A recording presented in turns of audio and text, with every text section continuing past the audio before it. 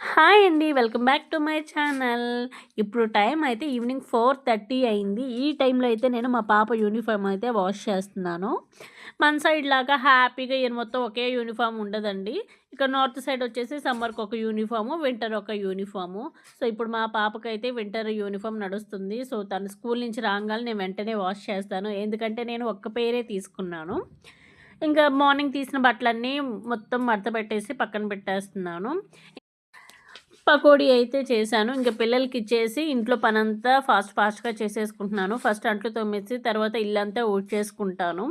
ఎందుకంటే ఈవినింగ్ కాసేపు పిల్లలనైతే చదివించాలి. నేనెక్కడికి ట్యూషన్స్‌కైతే పంపించనండి. ఒకప్పుడు నేనే ట్యూషన్స్ తీసుకునేదాన్ని. ఇప్పుడు టైం కుదరక నేనే తీసుకోవట్లేదు. ఇంక పిల్లల్నిద్దరినైతే ఈవినింగ్ కాసేపు చదివిచ్చేస్తాను.